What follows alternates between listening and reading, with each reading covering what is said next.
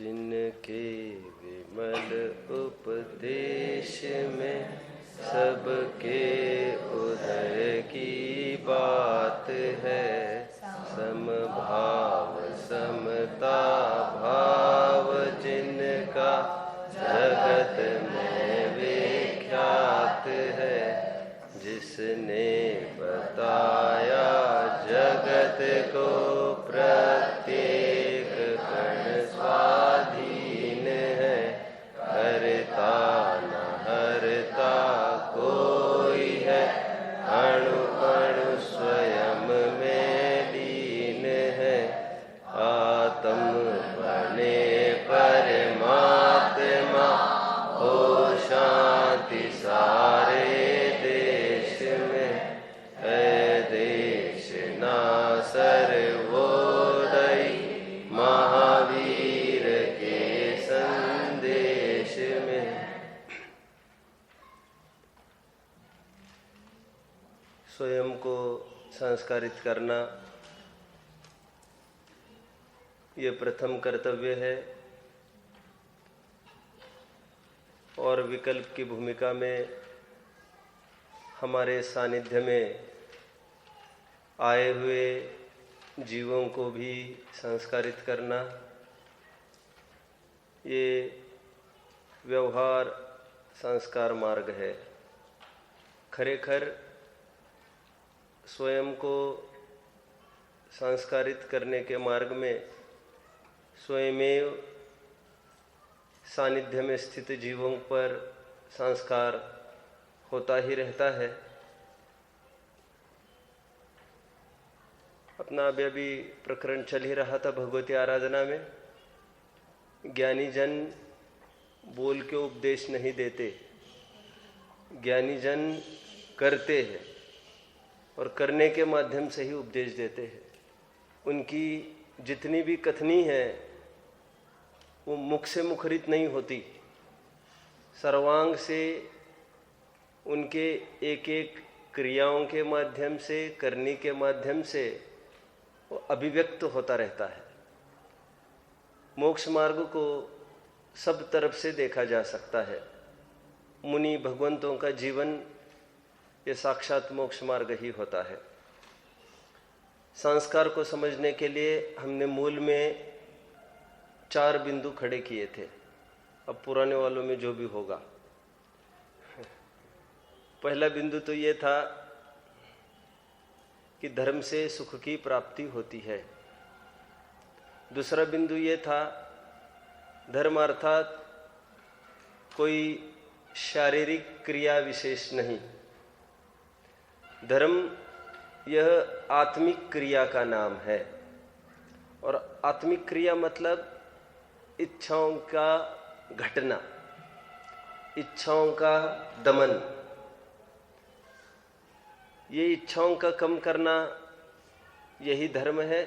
दूसरा बिंदु। तीसरा बिंदु, हम सब अपनी संतान को सुखी देखना चाहते हैं, इसलिए चौथा बिंदु हमने देखा था हम सबको ऐसा यत्न करना चाहिए जिससे हमारी संतान स्वाधीन हो, उनकी इच्छाओं का दमन हो। ये 4 बिंदुओं को लेकर बात खड़ी हुई है। उज्जैन के राजा पहुपाल, उनकी 2 लड़कियां थी, सुर सुंदरी और मैना सुंदरी। सुर सुंदरी की शिक्षा भी एक गुरु के पास हुई और मैना सुंदरी की शिक्षा भी एक गुरु के पास हुई। 2 गुरु अलग अलग थे, लेकिन मैना सुंदरी जिस गुरु के पास जाती थी वह वितराग मार्ग का उपदेश देते थे। और जिस मुनिराज के पास, सुरसुंदरी मुनिराज तो नहीं कह सकते, जिस शिक्षा गुरु के पास सुरसुंदरी जाती थी वहाँ पर मंत्र तंत्र आदि ऐहिक सुखों की प्राप्ति किस प्रकार होगी उसकी चर्चा चलती रहती थी। और फल आपके सबके सामने है। जब शादी की नौबत आई तो पिताजी ने पूछा मैना सुंदरी को शादी के बारे में, तो मैना सुंदरी ने इतना ही कहा, जो भी योग्यता होगी, जैसा होना है सो ही होगा। नहीं, तुम्हें कौन सा लड़का पसंद है? अरे हमारे पसंद होने से कुछ नहीं होता, योग्यता ही शरण है, योग्यतैव शरणम। यही उसकी ध्वनि थी। आप प्रथमानुग की घटना याद कर सकते हैं। आखिर तक वो यही कहती रही। पिताजी को इतना गुस्सा आया। एक बदला लेने के रूप में ऐसा भी हो सकता है, कषाय इतनी हावी हो सकती है कि बदला लेने के रूप में एक कोड़ी आदमी से तुम्हारी शादी कराएंगे, सड़ना अभी जीवन भर।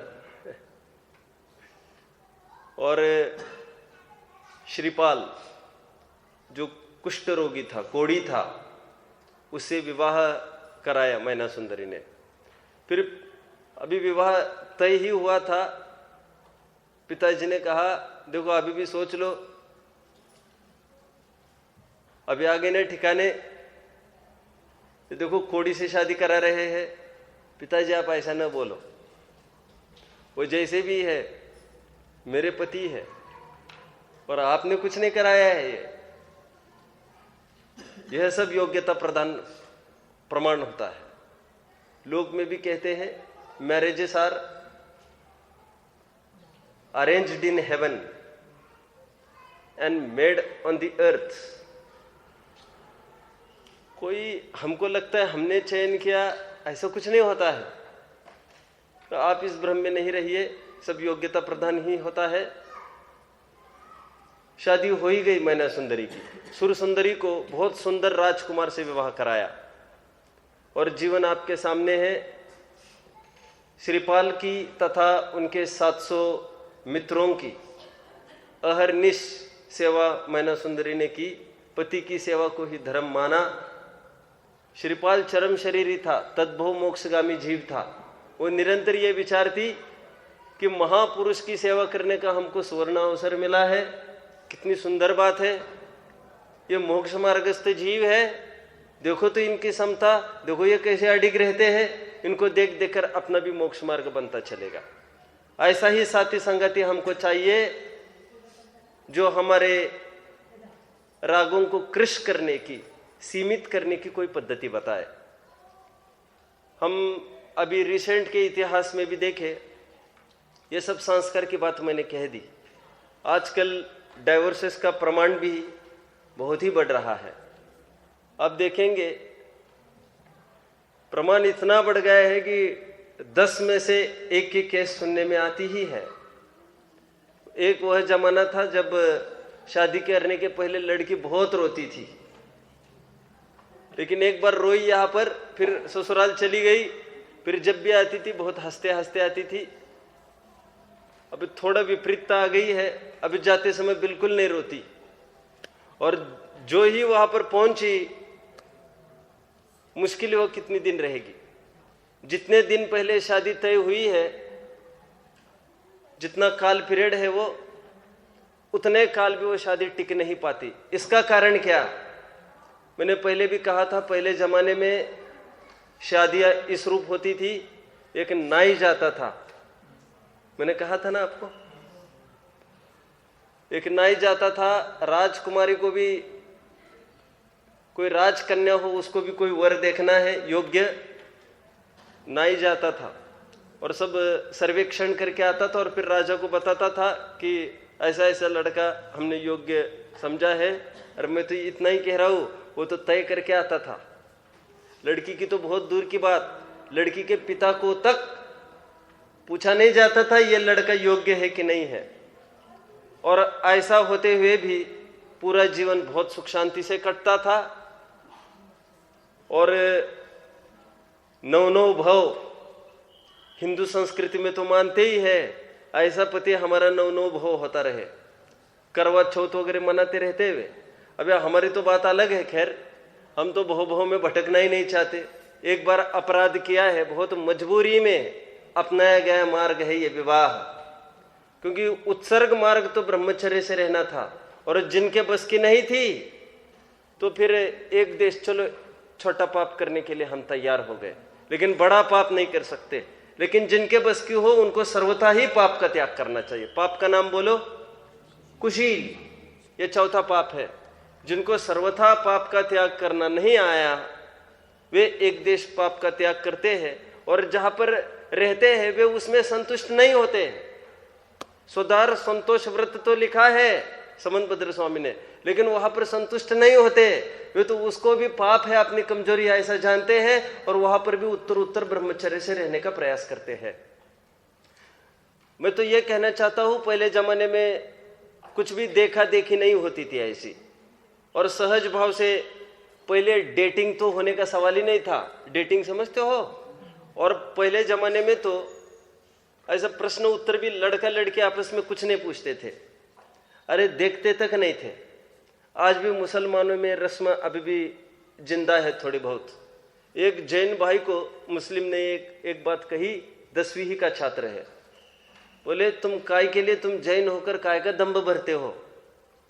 वो लड़का मुझे आकर बोल रहा था बाद में, वो बोला कि हमारे यहाँ जो मैरिड वुमन है, महिला है, उसको 3, 4, 5 साल तक भी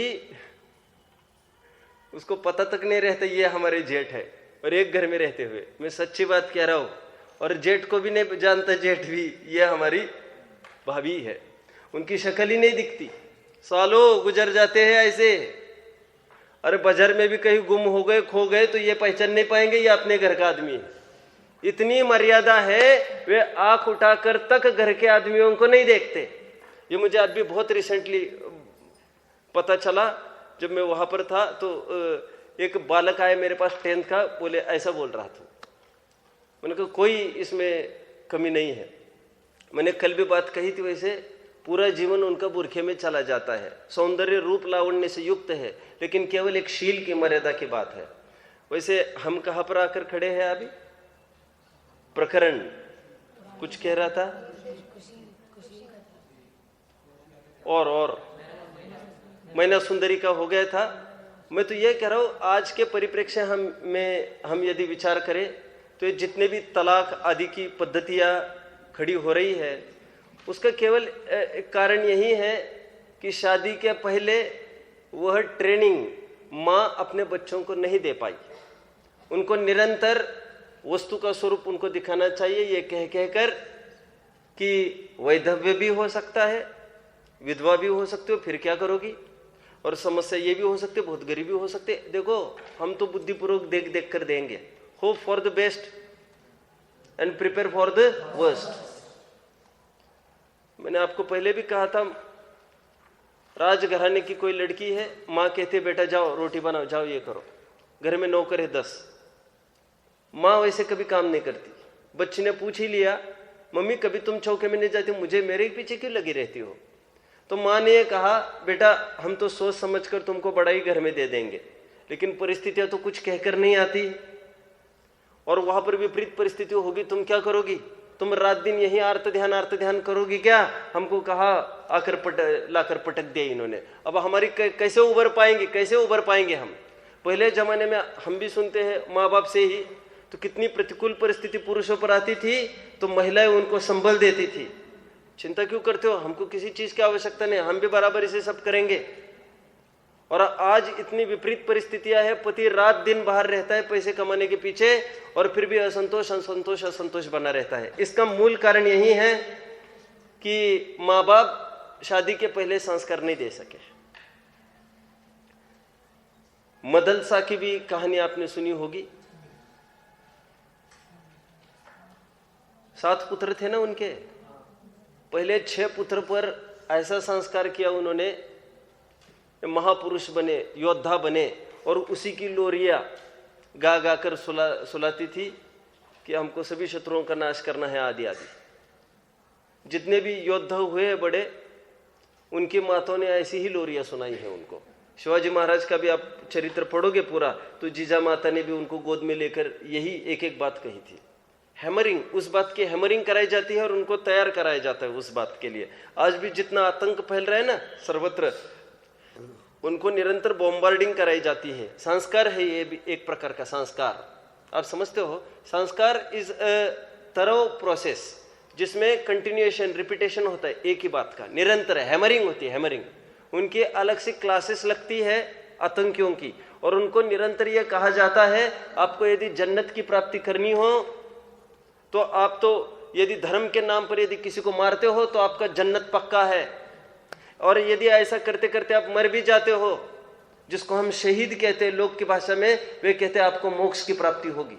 ये बिल्कुल हंसते हंसते मरने के लिए तैयार होते, बम बम लपेट के आते हैं। आप सबने देखा होगा वर्ल्ड ट्रेड सेंटर जब उड़ाया गया, आपको ज्ञान में है ये, 7-8-10 साल हो गए। वर्ल्ड ट्रेड सेंटर जब उड़ाया गया, इनको निरंतर ये जितने भी थे प्लेन में, उनको पता ही था हम मरने वाले हैं, निरंतर बॉम्बार्डिंग उन पर होती रहती है। सालों क्लासेस चलते हैं उनके, और यही बताया जाता है अपने मजहब के लिए यदि कोई ऐसा करता है तो उसको कुर्बानी, ऐसे भी शब्द देते हैं।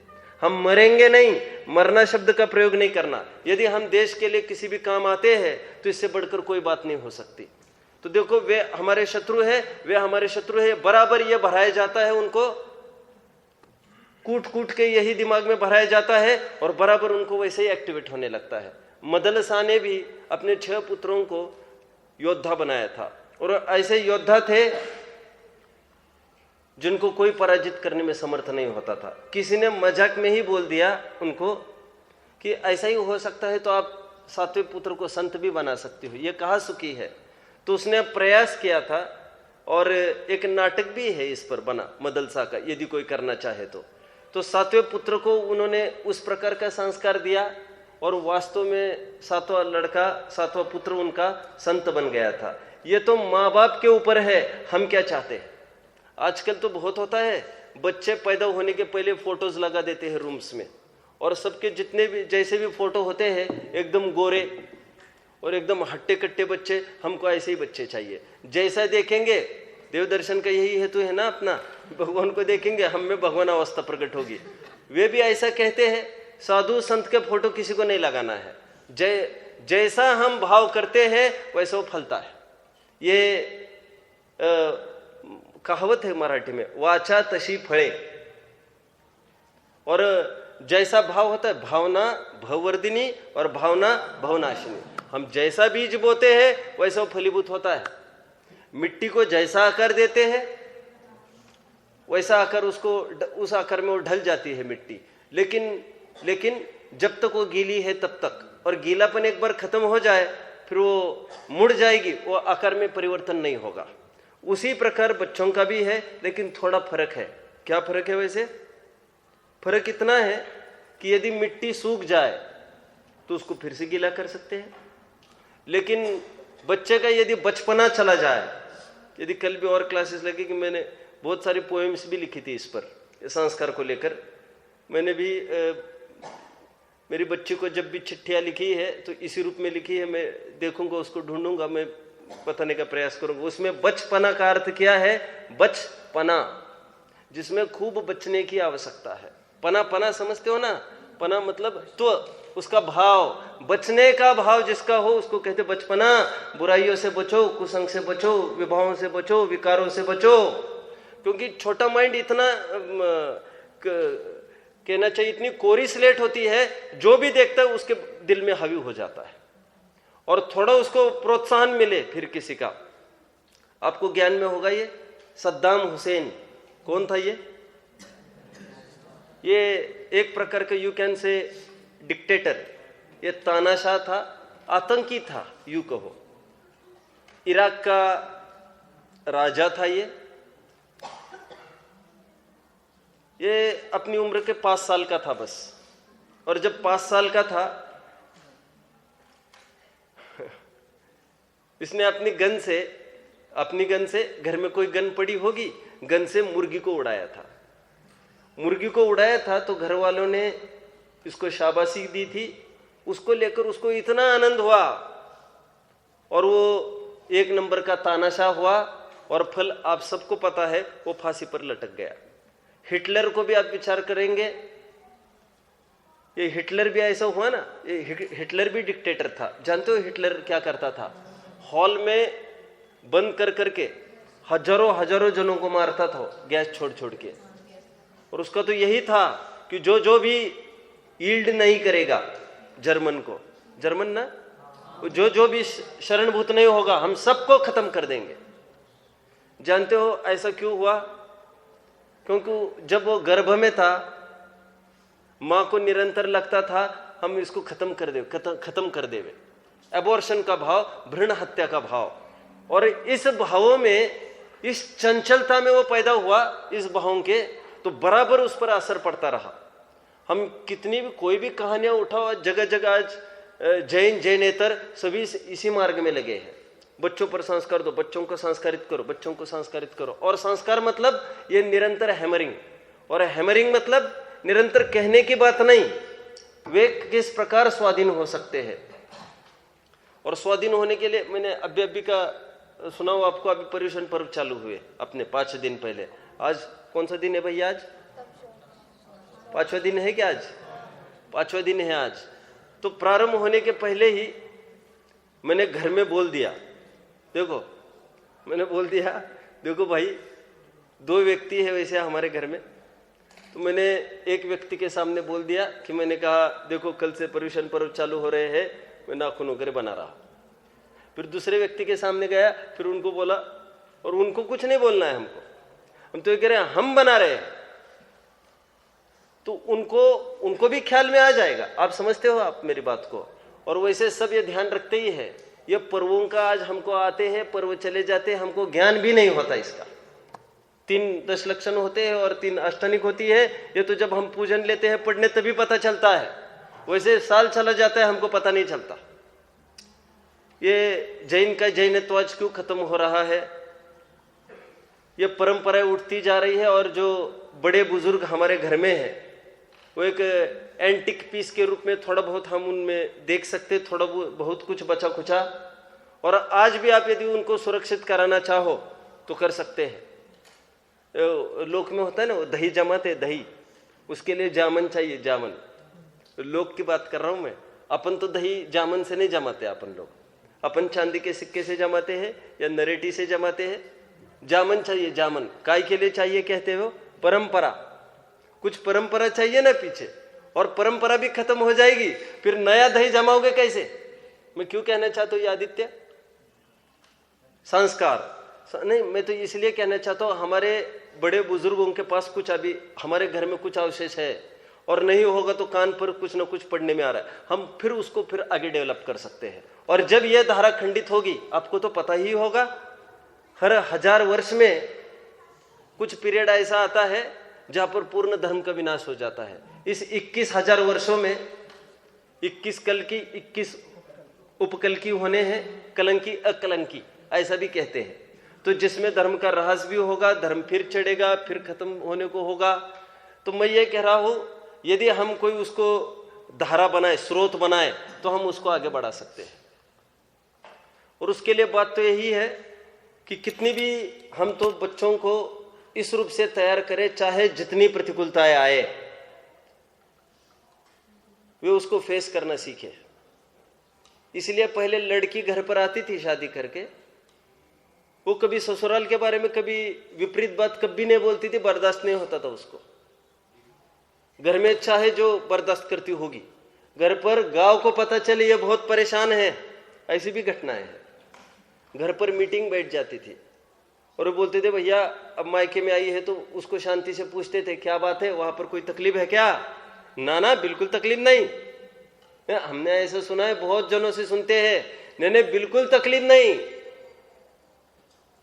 क्यों? वो यहां पर आएगी, माँ बाप कब तक सुखी रह सकते उससे? आप समझते हो? एक कवि हुए हैं जगदीश गुप्त, उन्होंने बहुत अच्छी कविता लिखी है, मैं यहां पर पढ़ के दिखाता हूं। कविता एक छंदी है साधारण, भटकनों में अर्थ होता है। क्या कहा? भटकनों में अर्थ होता है, मतलब वे निरर्थक नहीं होती भटकन, वे भी सार्थक होती है। मैंने एक बार कहा था, sea of suffering is not to drown anyone but is to classify a particular person. कुछ समझ में आ गया क्या कहा? आती हुई प्रतिकूलताएं हमको डावाडोल करने के लिए नहीं होती है। जितनी प्रतिकूलताएं हमारे जीवन में आएगी उतनी होशियारी आएगी। इसलिए हम देखते हैं बाप दादा जितने भी वे जीरो में से आज खड़े हुए हैं वे बहुत अनुभवी होते हैं, और जन्मते ही घर में खूब अनुकूलताएं है, उसको बहुत कम नॉलेज होता है और वो बर्दाश्त भी नहीं कर सकता अनुकूलताएं प्रतिकूलताओं को। और बुजुर्ग सभी अनुकूलता प्रतिकूलताओं को बर्दाश्त करने में ताकत रखते। क्यों? उन्होंने सभी प्रकार के उतार चढ़ाव देखे हैं। भटकनों में अर्थ होता है, भटकनों में अर्थ होता है मतलब यह सार्थक होती है। भटकने, भटकन मतलब ठोकर लगना, प्रतिकूलता है। टूटना कब व्यर्थ होता है? टूटना कब व्यर्थ होता है? जिंदगी कच्चे घड़े सी है, जिंदगी कच्चे घड़े जैसी है, आँच देकर हर विषम अनुभव पकाता है। क्या कहा? आँच देकर हर विषम अनुभव पकाता है। आँच दी जाती है ना घड़ों को, और जो जो आँच दी जाएगी वो एकदम रिजिड होगा। वो घड़ा सोना होता है ना, सोना खदान में से निकला हुआ सोना, उसको जो जो आप ताप देते जाओगे तो वो निखारता चलेगा, उसमें उज्जवलता और चमक आती जाएगी। ठीक उसी प्रकार प्रतिकूलताएं आ रही है, आने दो। प्रतिकूलताओं से लड़ना सिखाओ और अभावग्रस्त स्वयं को अनुभव नहीं करे। इसलिए मैं इस पक्ष में भी सदा रहता हूं। बच्चों को मैंने निरंतर कहा है, मंगलार्थियों को, एक मंगलार्थी का कोई दूसरा कपड़ा पहनता है मैं बर्दाश्त नहीं करता इसको। एक जन ने किसी का शर्ट पहन लिया, किसी ने किसी का जूता पहन लिया, किसी ने किसी की जैकेट पहन ली, बिल्कुल मुझे बर्दाश्त नहीं होता। बर्दाश्त इसलिए नहीं होता, अभी से आप में वो एक पड़ जाएगी इन्फेरियरिटी कॉम्प्लेक्स की कणिका। इन्फेरियरिटी कॉम्प्लेक्स मतलब वो हीनत्व भावना की एक पड़ जाएगी। सबके पास है, हमको भी भाव होता है, हमको भी भाव होता है। आलिया भोगा से आसावे सादर, एक मैंने मराठी में बोल दिया, क्या बोला? आलिया भोगा से आसावे सादर। जो जो भी हमारे कर्मों का उदय है हमें उसको बहुत सहर्ष रूप से प्रस्तुत होना चाहिए। समझ में आता है? कोई प्री प्लानिंग उस रूप से कुछ नहीं, उसमें फेरफार करने का भाव। जो भी होता है सहजता से उसको कन्फ्रंट करो, आप उसका सामना करो। आँच देकर हर विषम अनुभव पकाता है। जो भी प्रतिकूलता आती है उसको लड़ना सिखाए, और लड़ना सिखाए मतलब समता भाव धारण करे। वो पड़ोसी से पिट के आए तो हमको लड़ने को जाने की आवश्यकता नहीं है, हम उसको सिखाए। जो भी कुछ करना है बच्चों को सिखाए। या तो पहले तो यह कहे दुर्जनों के बीच में जाएगा तो ऐसा ही करेगा, नैतिकता का वाचन करना चाहिए और उसको सीखने दो। वो रोज पिट के आएगा तभी तो खेलना बंद होगा उसका, और नहीं भी होगा तो कम से कम इतना तो सीख ही जाएगा। क्या? ये तो फ्रेंडशिप के स्तर पर ये तो सब होता रहता है। अब्राहम लिंकन ने, ये कौन है Abraham Lincoln? 16th president of US. इसने अपने लड़के को स्कूल में भर्ती कराया था। स्कूल में भर्ती कराते समय उसने प्रिंसिपल को एक चिट्ठी लिखी है। अभी इस समय वो चिट्ठी मेरे पास अब भी नहीं है, अब मुझे पहले ख्याल में रहता, या कल उसको मैं पढ़ के दिखा सकता हूँ आपको, मुझे मिल सकती है वो चिट्ठी। तो उसमें प्रिंसिपल को अब्राहम लिंकन ने ये कहने का प्रयास किया है कि ये राष्ट्राध्यक्ष का पुत्र है, इस प्रकार से आप इसके साथ बिल्कुल डीलिंग नहीं करना। आप आम जैसे सब बच्चे हैं वैसे इसके साथ डीलिंग करें, क्योंकि यदि आप ऐसा डीलिंग करते हो उसके साथ तो फिर वो सीखेगा नहीं। उसको आप पनिशमेंट देने में आप डर जाओगे तो कैसे सीखेगा? उसको सिखाओ बड़ों के सामने झुकना पड़ता है, उसको सिखाओ गरीब और दरिद्रियों की सेवा करनी पड़ती है। अब्राहम लिंकन वहीं से तो खड़े हुए थे, आप सबको पता होगा कितनी घटनाएं हैं अब्राहम लिंकन की। युद्ध में शत्रुओं को कितना बचाया, फिर जाते जाते रास्ते पर वो सुअर गिरा है गड्ढे में, उनको उठाया गिरा, मतलब पूरा जीवन उनका संघर्ष से ही भरा है। हुआ है, आपको नहीं पता ये सब है। इतने कर्मचारी होते हुए भी एक जन को भी ये नहीं कहा वो सुअर को उठाना है गड्ढे में से। हम स्वयं, क्योंकि भावनाएं हमको हुई है ना, तो मेरे बच्चों को भी आप सिखाओ, ये तैयार कराओ। विदेशों में हालांकि ये हॉस्टल का प्रकरण में या तो अगले पीरियड से 1-2 पीरियड के बाद मुझे उठाने का भाव था, अभी मौका आया है तो मैं उठा ही देता हूँ। विदेशों में आज 90-95% पेरेंट्स बच्चों को हॉस्टल में रखना चाहते हैं। जब उनकी इंटरव्यू ली गई, उनको पूछा गया कि आप क्यों ऐसा करना चाहते हो, समाधान के रूप में उन्होंने ये बताया कि हम चाहते हैं कि एक एक काम करना सीखे। एक एक काम मतलब वहां पर कोई पढ़ना ही नहीं है, अरे वो कपड़ा धोना सीखे, अपना अपना एक एक काम स्वयं रूप से करना सीखे। आप जानते हो नौकर नहीं मिलते वहां पर, सुनाते हैं ना, ये गोदिका जी थे ना फाउंडर, अपने टोडरमल स्मारक ट्रस्ट के फाउंडर गोदिका जी, जिन्होंने पूरा पैसा डोनेट किया। उनको जब मिलने गए अमेरिका में, उन्होंने सब देखा, पूरे बर्तनों के ढेर को बराबर उसको मांज रहे थे और सब कर रहे थे, ड्राइविंग कर रहे, गाड़ी में जाना है, स्वयं ड्राइविंग कर रहे। उनको पूछा तो कह रहे अरे यहाँ पर नौकर थोड़ी मिलते हैं, यहाँ पर स्वयं अपना अपना काम करना पड़ता है। गवर्नमेंट का तो ये नियम है, वहां पर जो भी घास आपके दरवाजे में आएगी वो भी सब आपको उखाड़ना है सबको, और यदि पाया गया कि आप नहीं उखाड़ते उसको तो वे उनका आदमी भेजेंगे, उखाड़ेंगे और आपसे फाइन चढ़ाएंगे आपके ऊपर। सब ये आपकी रिस्पॉन्सिबिलिटी आपको कराना। और वहां पर नौकर बहुत ही कम मिलते हैं, सबको अपना अपना काम करना है वहां पर।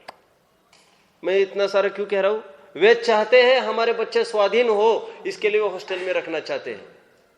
ठीक है, मैंने पहले दिन यहां पर भी कहा था, आपको याद होगा, संस्कार की एक कक्षा लगी थी एक बार, तब मैंने कहा था हॉस्टल में और गुरुकुल में वैसे जमीन आसमान अंतर है। आज वो हॉस्टल बनकर ही रह गए हैं, और सच्चा गुरुकुलपना तो तब आ सकता है जब हम हमारे हाथ से एक एक काम करना सीखे।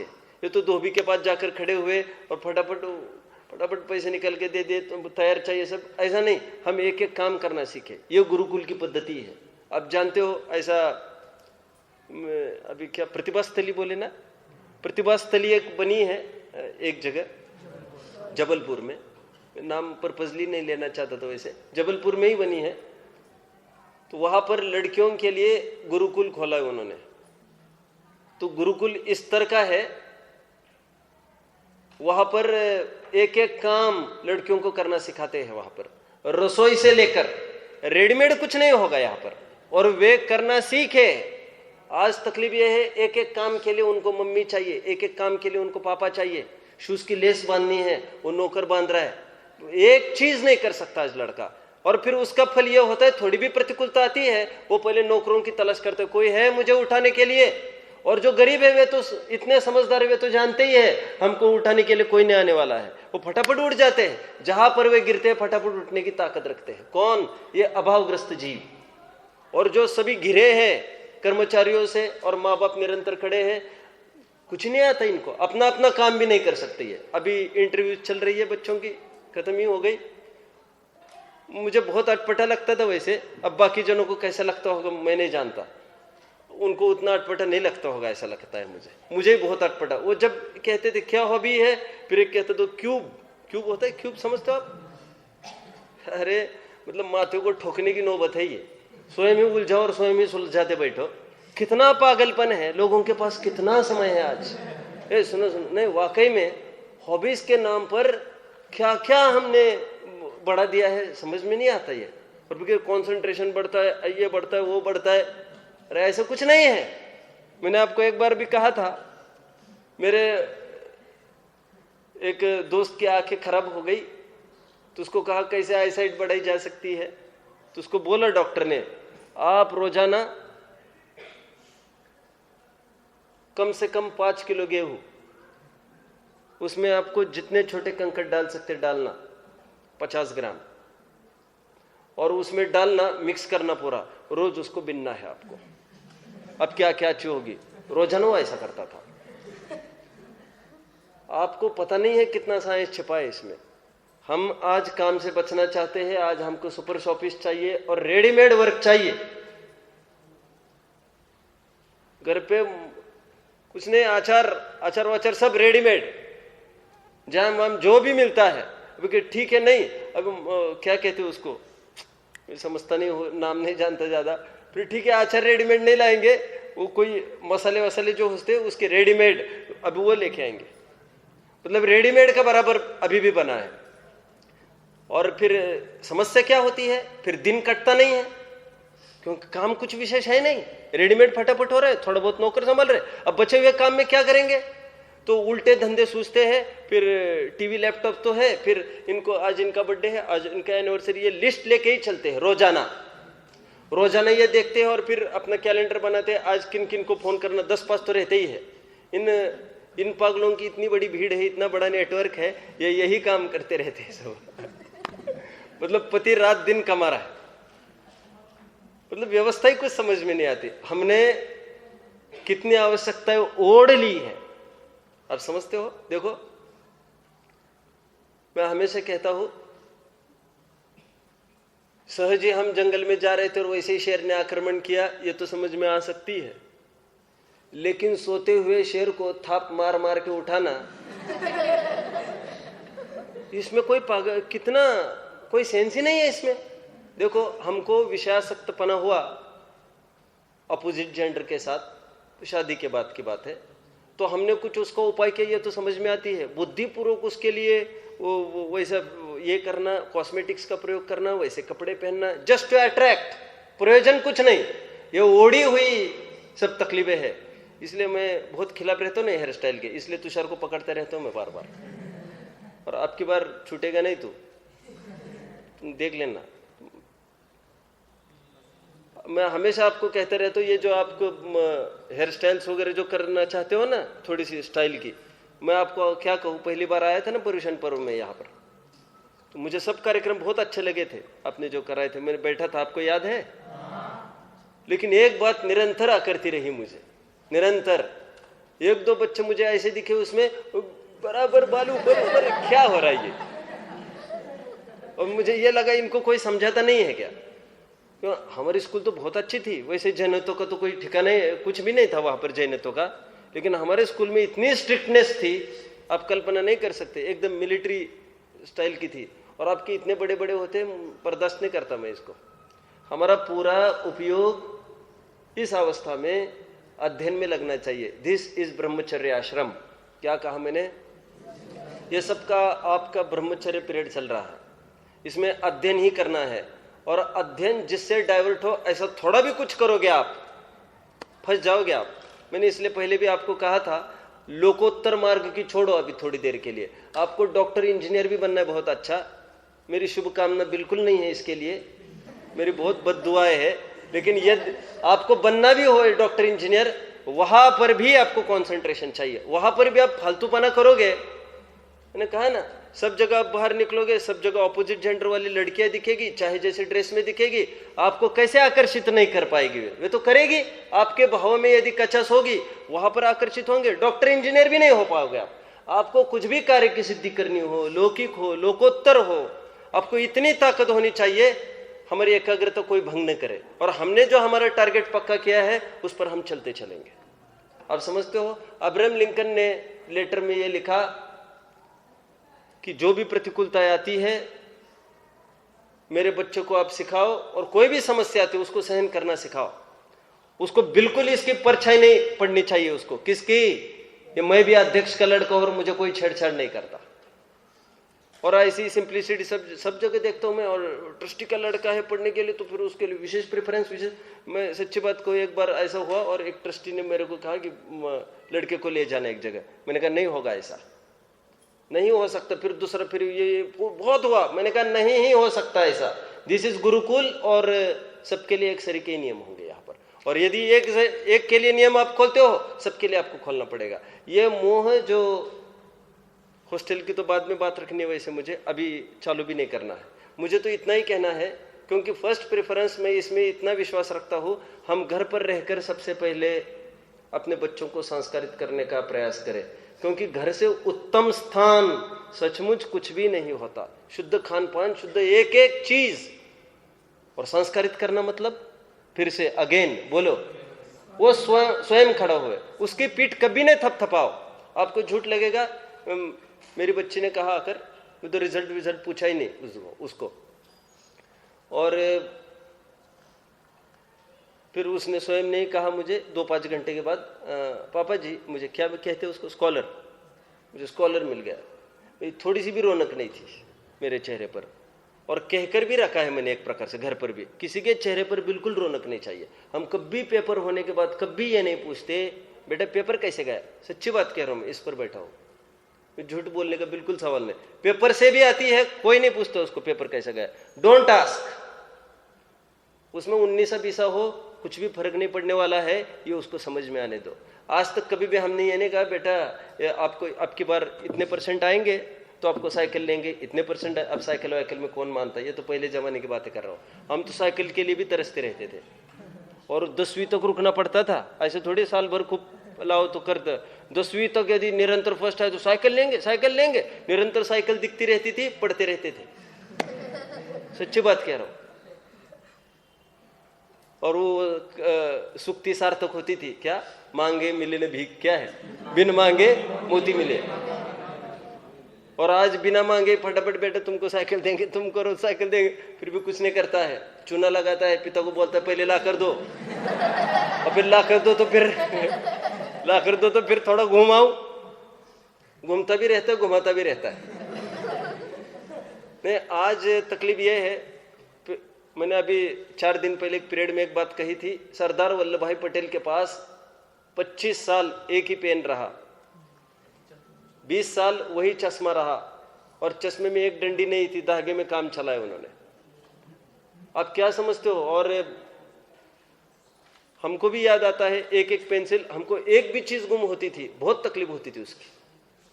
छोटी छोटी पेंसिल होने तक। आज भी मैं पेपर्स का प्रयोग करता हूँ, स्टेशनरी का, मैं 10 दफे उसको इरेज करता हूँ और फिर लिखता हूँ। 10 दफे इरेज करता हूँ उसको, कुछ भी लिखना हो मुझे, फिर काम हो गया फिर इरेज कर दिया। क्यों स्टेशनरी क्यों खराब करे फालतू में? अरे पैसा है तो क्या हुआ, एक पेज बनाने में कितनी हिंसा होती है। और भारत कितना गरीब है, करप्टेड है। और करप्टेड की तो बात नहीं है अभी, लेकिन अपने कितनी गरीबी है, लोगों को सचमुच पढ़ाई के लिए पैसा नहीं है। आप समझते हो? अभी एक जना है तो बहुत अच्छा था, बोले इंटरव्यू हुआ, सब हुआ, हिंदी में मीडियम, सब अच्छा है, क्या बात है? नहीं मेरे पास पैसा नहीं है बोले। ये कितने जनों की तकलीफ है, और हम ये वेस्ट करने के लिए नहीं है हमारे पास कुछ। आप समझते हो? ये थोड़ा सा पुण्य फलित हुआ है हमको, इसको भोगों में खर्च नहीं करना चाहिए। आप इसको भोगों में बर्बाद कर दोगे, आपकी बहुत दुर्दशा होगी। और कहीं भी, अरे हम स्नान करने भी जाते हैं, इतना संस्कार चाहिए, इसके ऊपर भी डांट चाहिए। बेटा आज ज्यादा पानी ले लिया तुमने, क्या बात है, आज आधा बाल्टी लग गई तुमको। ये तकलीफ उनको नहीं होती जो छान कर पानी प्रयोग नहीं करते। तकलीफ ये है जो छान छान कर पानी करना है, मर्यादित पानी करना है। अब वो सब उठ गया, पानी चल रहा है तो एक तरफ वो कपड़े धो रहे और कितनी बाल्टी गए उसका तो हिसाब ही नहीं कुछ। एक तरफ चल रहा है, बर्तन मांज रहे काम वाले, अब नल चल रहा है, अभी वो सब नल में चल रहा है, बिल्कुल समझते हो। आधी बाल्टी में सब कपड़े धुलने हो जाते हैं हमारे तीनों के घर के, समझते हो। और उसी का फिर पोछा लगेगा, समझ रहे हो। और वो तो सीधा बाथरूम में जाने का काम ही नहीं, साबुन का पानी, वो आकर फिर नीचे जमीन पर उसको जीव जंतु देखकर, मैं कह रहा हूं हमको विवेक कब जागृत होगा, समझ रहे। पानी आपको पहले भी कहा था मैंने, इलाहाबाद में कौन रहता था बोलो? जवाहरलाल नेहरू। कश्मीर से आए थे ना, वो इलाहाबाद में बस गए थे। आपको पता है इलाहाबाद में सबसे बड़ा कोर्ट था पहले। Allahabad was considered as the capital of India first. बहुत पीछे चलना पड़ेगा। तो वे वहां पर जाकर स्थायी हुए थे। गांधी जी उनके पास आए थे तो उन्होंने कहा पियो ना पानी, अपने पास बहुत पानी है, यहाँ पर गंगा जमुना सरस्वती सब कुछ है। तो कह रहे पानी हमारे लिए नहीं है, ये पूरे देशवासी है, ये सब कब पानी पिएंगे। उनको इतनी तकलीफ हुई, वो 10-25 दातुन तोड़ के लाए उनको जेल में, पूना में जब एरोडा जेल में थे। गांधी जी ने बर्दाश्त नहीं किया इसको कि नीम के पेड़ कितने पड़े हैं यहाँ पर, कितने पड़े हैं, क्या मतलब? अरे एक दातुन हम चलाते 25 दिन, तुम 25 दातुन तोड़ के लाए। दातुन उतनी हटा देते थे और फिर सेकंड बच्चों का यूज करते थे, फिर उतनी हटा देते थे। महात्मा गांधी जी की बात कर रहा हूं। और पैसा नहीं था, ऐसा नहीं था, आते समय बहुत पैसा मिला था, मैंने कहा था थोड़े दिन पहले।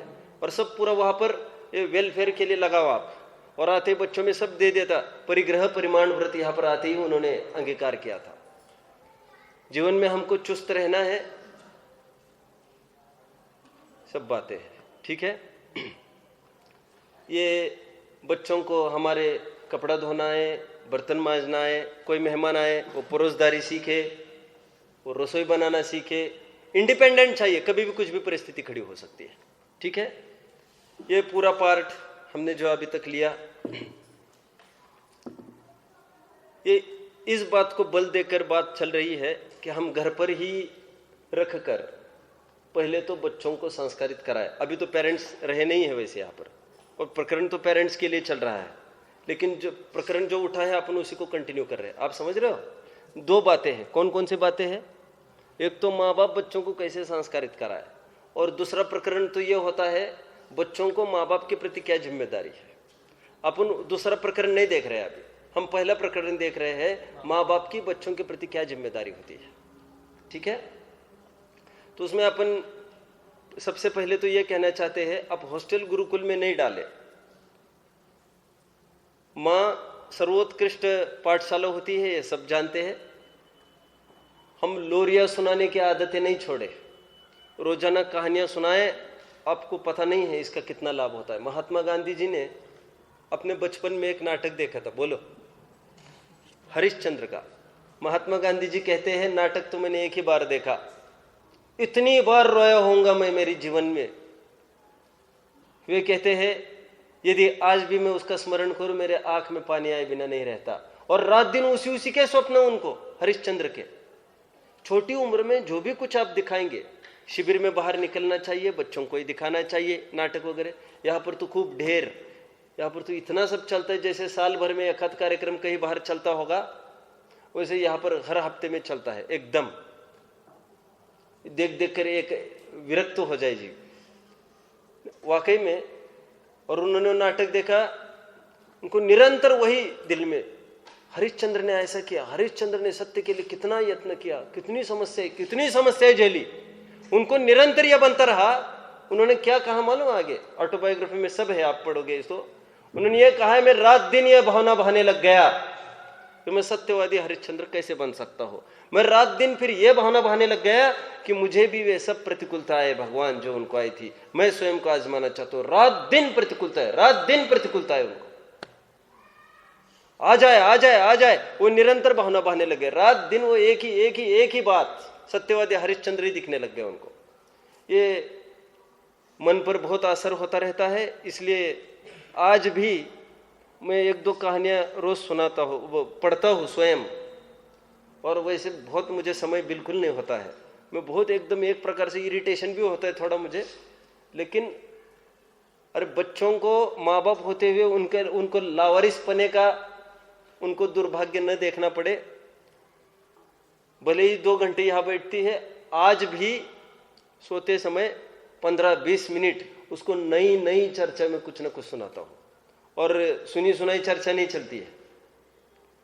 तो वो कह रहे हो चेंज, बहुत बार सुना है चेंज, तो कितना पढ़ना पड़ता है उसके लिए। तो आज कौन सी कहानी सुनाएंगे? आज ये कहानी सुनाएंगे, चलो ये दिस इज नाइस, आज ये सुनाएंगे। हमारा बच्चों के प्रति क्या दायित्व है। हाँ, और फिर बच्चे बाद में बिगड़ जाए, हमको कदापि इतनी भी शल्य नहीं होगी फिर, क्यों? हमारे हाथ में जितना था हमने किया है। लेकिन वे लोग बेचारे जिन्होंने बिल्कुल यत्न नहीं किया था, और जिनकी संतान बिगड़ती होगी, उनका मरण भी ढंग से होगा क्या? वे मरते दम तक भी यही सोचते रहेंगे, हमने वो चीज नहीं दे पाए। मैंने बहुत टाइम पहले एक बात कही थी आपको, दिल्ली की घटना है वैसे ये। एक आदमी को ऐसा लगा लंगड़े को देखकर, क्या रही ये अपाहिजों की कैसी दुर्दशा है, इसको पैसा देकर इसका ऑपरेशन कराएंगे। उसने ठान ली, और खूब टाइम लगा उसको, 10-12 साल चले गए फिर, और खूब पैसा भी खर्च किया, और आखिरकार वो चलने लग गया। आज वो बहुत बड़ा आदमी, आज वो बहुत बड़ा बोलो अपराधी है, आतंकी है, सेंट्रल जेल में बंद है वो। उस आदमी ने सोचा, मैंने क्या गलती की मेरे जीवन में। अरे अब पकड़ में यह आया कि हमने किसी को पैर होवे वो चल सके इस लायक तो बनाया, लेकिन किस मार्ग पर चले हमने उस मार्ग का प्रकाशन नहीं किया। तो आज उस आदमी की अकेले की 10-12 स्कूल्स चलती है, और वो तो जो उसका पहले वो मनोगत देता है ना, मनोगत अपना कुछ कहना है प्रीफेस में, तो प्रीफेस में ये सब लिखा है उसने।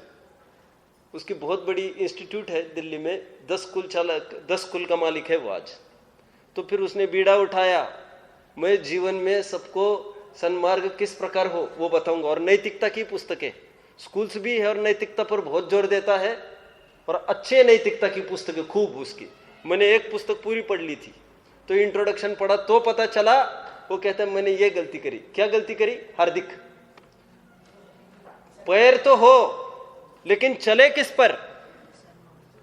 ये जीसस था ना, उसको ईसा कहते हैं। उसने एक अंधे को, होगी कोई उसके पास मंत्र तंत्र की विद्या, ठीक किया था कहते हैं। जो भी हुआ होगा, कोई आश्चर्य तो सचमुच ही कुछ नहीं है, ठीक भी होगा तो मंत्र से तो कुछ भी हो सकता है। तो फिर एक दिन उसने बोला, ए यहाँ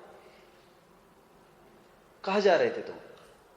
लड़की का पीछा कर रहा था वो, शाम के टाइम में अंधेरा हो चुका था, लड़की के पीछे जा रहा था। उसने फटाफट बुला लिया, तुम कहाँ जा रहे थे, सच बोलो।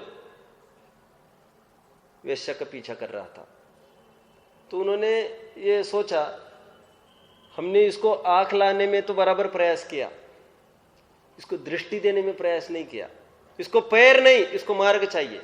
इसको आंख नहीं, बोलो। हम सभी इंद्रियों का बराबर ध्यान रखते हैं, बच्चों को ये न पड़े, विटामिन कम नहीं पड़े, प्रोटीन कम नहीं पड़े, अच्छा चुस्त हो, शरीर के लिए कितना ध्यान रखते हैं। लेकिन इतना सब होने पर भी यदि बिगड़ जाए तो मैं ये कहता हूं बिगड़ा ही है। धर्म मार्ग यदि नहीं है तो बिगड़ा ही है, क्योंकि खूब पैसा कमाना जीवन में धर्म को उछल करके, यह कोई अबिगड़े की निशानी नहीं है। हाय तो वैसे ही होनी है। कुछ ऐसी विद्या उसको दी जाए जिसमें हर घड़ी में, हर प्रसंग में वो संतोषी रहना सीख जाए। तो सबसे पहले मेरा जोर इस बिंदु को लेकर है कि हम घर पर ही उसको योग्य बनाने का, काबिल बनाने का प्रयास करें। क्लासेस भी उसको ज्वाइन कराते हैं, उसमें भी हम बहुत विवेक रखें। बहुत तकलीफ होती है। मैं एक जगह भोजन करने गया, कार्यक्रम था मेरा, तो भोजन करने का वहाँ टाइम टेबल लगा था। तो टाइम टेबल में वो बच्ची का टाइम टेबल था, वो 3 से 4 स्टडी, 4 से 5 ट्यूशन, 6 से 8 डांसिंग। अब मुश्किल मुझे कैसे भोजन गया होगा आप सोच सकते हो, कितना भोजन गया होगा। जैसे भोजन हुआ मैंने पूछा, इसके कहा है माँ बाप, मैंने कहा। तो फिर वो सामने आकर खड़े हुए, मैंने कहा ये क्या है टाइम टेबल, पढ़ के दिखाना। और बच्ची को डांसिंग के लिए क्लास लगाई है इन्होंने। नहीं, इसे आउटपुट क्या है इसका? फिर उसकी मन वांछा वैसी बनी रहती है, क्या मुझे ससुराल ऐसी मिले। कैसी? अभी डॉक्टरी की है, ससुराल कैसी चाहिए तुमको? जहां पर मैं मेरी प्रैक्टिस कर सकूं। प्रैक्टिस में क्या करोगी? लोक सेवा करोगी। सास ससुर क्या करेंगे? उनकी नौकर सेवा करेंगे। कितनी तकलीफ है, हद नहीं। सोशल वर्कर दौड़ रहे विदेश में। मैंने सच्ची बात कहूं मैं आपको, मेरे लगभग 80% क्लासमेट्स आज यूएस में ही है।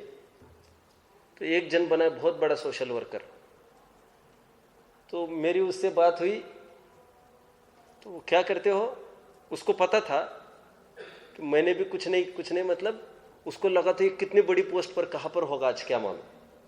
क्योंकि मैं थ्रोट टॉप रहा मेरे स्कूल में, मेरे कॉलेज में, सबको बहुत अचंभा होता है आज मैं इस फील्ड में देखते हैं। तो उसने कहा, तो बात आई, बोले क्या सोशल वर्क करता हूं मैं, बहुत सेवा करता हूं, इकलौता है। मैंने कहा माँ बाप क्या कर रहे हैं? अंतिम सांसें गिन रहे यहां पर माँ बाप, और वहां पर दावा किसका कर रहा है? सोशल वर्क करना है। मतलब अपने सगे होते हुए।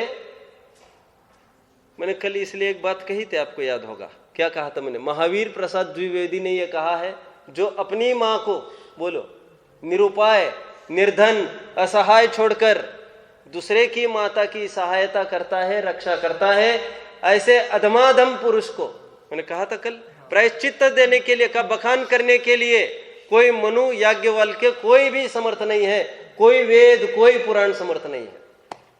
ये यहां से प्रारंभ है ना हमारे घर का। ये तो जिम्मेदारी है हमारी। जिम्मेदारियों का उल्लंघन करके ऑप्शनल सब्जेक्ट तुम सॉल्व करते बैठे हो। ये ऑप्शनल सब्जेक्ट था, ये कोई और कंपलसरी छोड़ के ऑप्शनल करोगे, उसमें सेंस क्या निकलना है? हमको इसका विवेक चाहिए घर पर कि बच्चों को कैसी क्लासेस में भेजना है। कराटे मैंने यहां पर बोल दिया था, बहुत तकलीफ हुई मुझे, वैसे कम तकलीफ नहीं हुई है। यहां पर मैंने मेरी बच्ची को जीवन में अनछने पानी की एक बूंद भी नहीं बहाया है उसने। तो स्कूल की टॉयलेट्स में नहीं गई, किसी कीचड़ में भी खेलने नहीं दिया।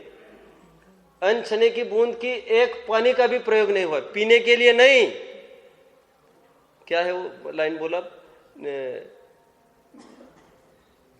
सप्तव्यसन का त्याग करेंगे, क्या गाते हैं, छना क्या, बिना छना जल, क्या है वो, एक जन बोलो भाई, क्या है, बिना छना जल काम न लेंगे। वहां पर ये कहा बात है, पीने की बात तो थी ही नहीं वहां पर। लिखने वालों ने कितनी सावधानी से, और कैसा लिखना चाहिए उनको, तुम क्या समझते हो, और कितनी स्पष्टता से लिखे। हमने क्यों मान लिया उसको, क्या मान लिया, पीने के स्तर का होना चाहिए वो। और पेंटिंग के रूप में भी वो, मुझे बहुत तकलीफ होती है लिक्विड पेंट्स का भी प्रयोग करना। यहां पर वो डांसिंग वांसिंग था, मैंने बोल दिया भाई ये नहीं करेगी ऐसा काम कुछ भी, तो बोल दो ओके कोई प्रॉब्लम नहीं। बहुत तकलीफ होती है मुझे, मैं तो थोड़ा पढ़ के भी दिखाना चाहता हूँ। वैसे आज से एक 100 वर्ष पहले का लेख है ये, गोपाल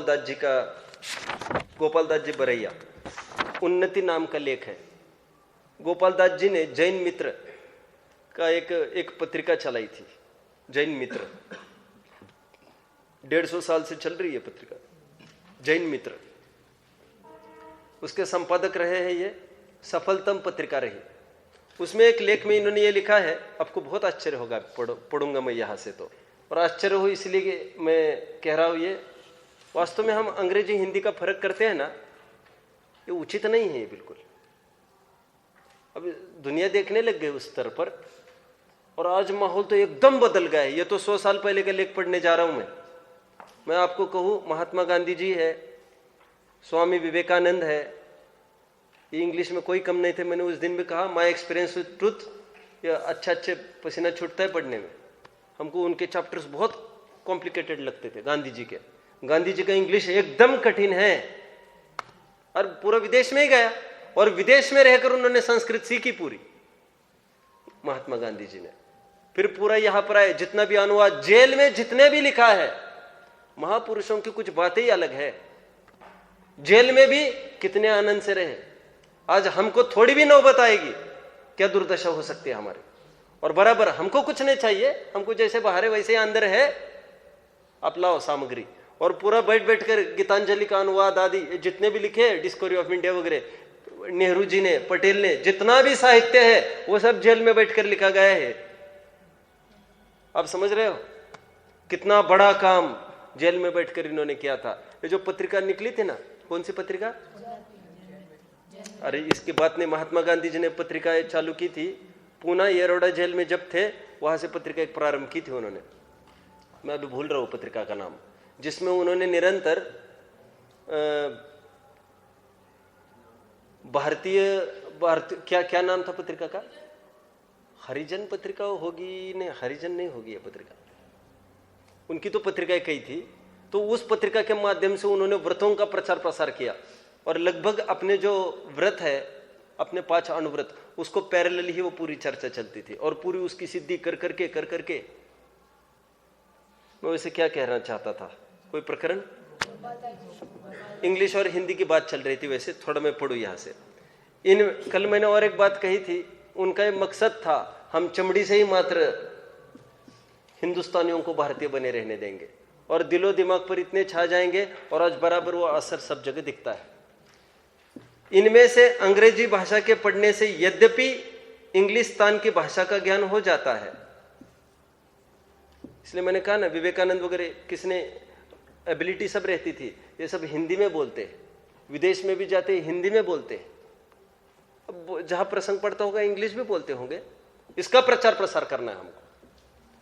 तथापि इस विषय की पुस्तकों में केवल पशुओं की तथा असभ्य पुरुषों की निरर्थक कथा भरी हुई है। देखो, मैंने इंग्लिश भी पढ़ा है मेरे जीवन में और हिंदी भी पढ़ा है। इंग्लिश तो ज्यादा ही पढ़ा है मैंने। मेरी इंजीनियरिंग तक की पढ़ाई तक मैंने इंग्लिश ही इंग्लिश पढ़ा है खूब। और हिंदी की पढ़ाई तो जब मुझे धर्म की रुचि लगी तब मैंने हिंदी पढ़ना चालू किया। एक मौलिक अंतर है इंग्लिश साहित्य में और हिंदी साहित्य में। हिंदी साहित्य में आपको जगह जगह योग्यता की बात मिलेगी। दैव, दैव समझते हो आप? फेट, भाग्य, भाग्य।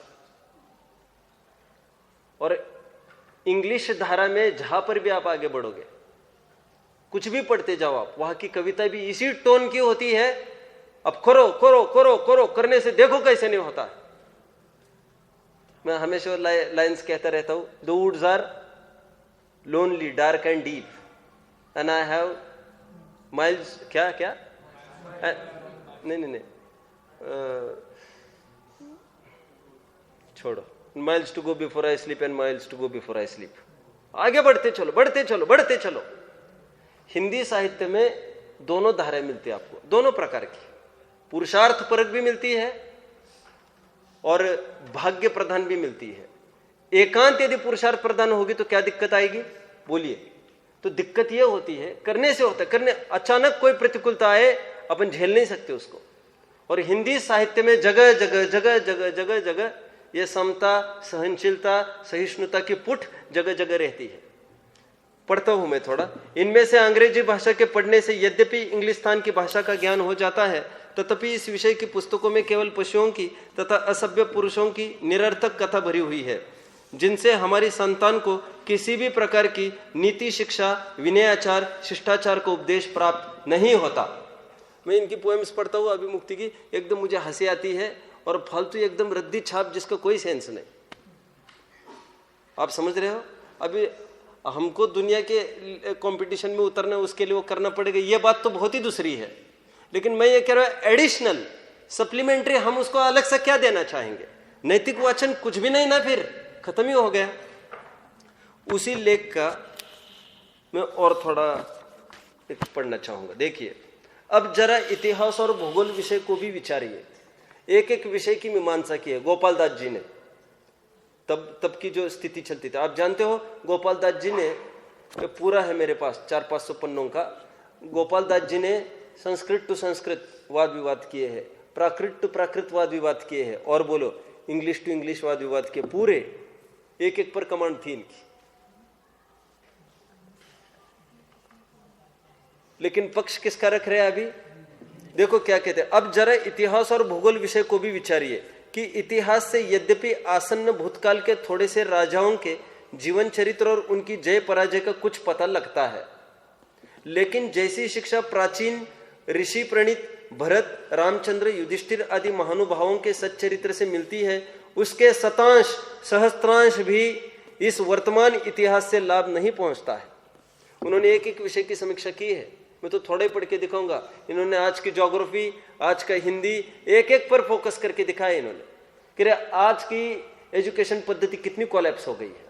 मतलब हमको सप्लीमेंट्री देना पड़ेगा माँ बाप को, निरंतर नैतिक जितना भी सुरक्षित है वो निरंतर पढ़ाओ उनको।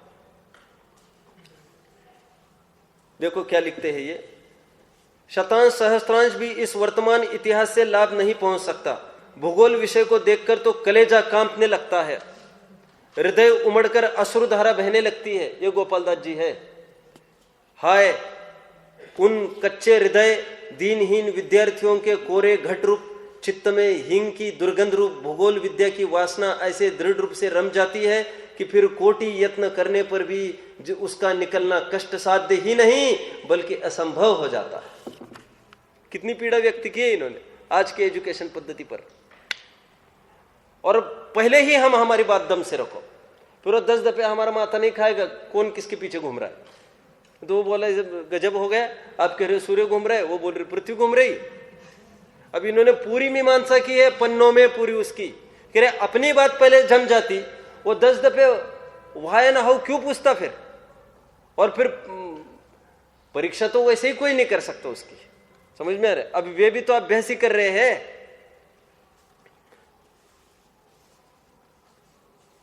जो विद्यार्थी एंट्रेंस तथा एमए बीए की हवा खा चुके हैं, वे सर्वज्ञ के ज्ञान की परंपरा से अनुवासित प्राचीन नेमिचंद्र, सिद्धांत चक्रवर्ती आदि के रचे हुए त्रिलोकसार आदि के ग्रंथों को कपोल कल्पित बताने में जरा भी नहीं शर्माते। ये आज की तकलीफ है, ये समझ गए? ये 100 साल पहले का लेख है, वैसे मैं आपको बोल दूं ये तो अभी तो और ही बदल गया है। अभी आज जो इंग्लिश में नहीं है, देखना शैलेंद्र को कैसे छड़ाते हैं सब। शैलेंद्र अपना जहां पर भी हम खड़े हैं, हम बिल्कुल मजबूत बन सकते हैं। लैंग्वेज मैटर नहीं करती। हाँ, इतना हो सकता है जरूर, मैं ये मानता हूँ एजुकेशन पर आज ज्यादा जोर इंग्लिश पर दिया जा सकता है, वहां पर टीचर ढीले पड़ते होंगे थोड़े, लेकिन हम तो खड़े ही है ना। हम मतलब हम स्वयं खूब पढ़े, कौन मना किया है हमको? पुस्तकें तो सिलेबस तो हमारे पास है, पढ़ाने वाले नहीं है तो क्या हो गया? ये समय तो आज का हो गया है काफी, कल और चर्चा करनी है। प्रकरण इस प्रकार का भी थोड़ा चेंज होने वाला है। मैं थोड़ी सी रूपरेखा भी आपको बता दूं। ये पूरा अभी तक का पूरा जोर मैं इसलिए इस पर लगा रहा हूं, हम प्रायोरिटी तो इसको देवे कि हम घर पर रहकर किस प्रकार बच्चों को संस्कारित कर सकते हैं। अभी दूसरा फेज इस प्रकार खड़ा होने वाला है, ठीक है, यदि घर पर नहीं कर सकते थे तो कम से कम ऐसे स्थान पर रखे जहां पर कोई संस्कार देने वाला हो। हमको टाइम नहीं तो क्या कर सकते हैं? बच्चे को तो बेचारे जीवन तो उसका नहीं जाने देंगे, लेकिन पहला प्रेफरेंस हमारे घर पर जैसा हो सकता है उतनी उत्कृष्टता कहीं भी नहीं हो सकती। ओम नमः।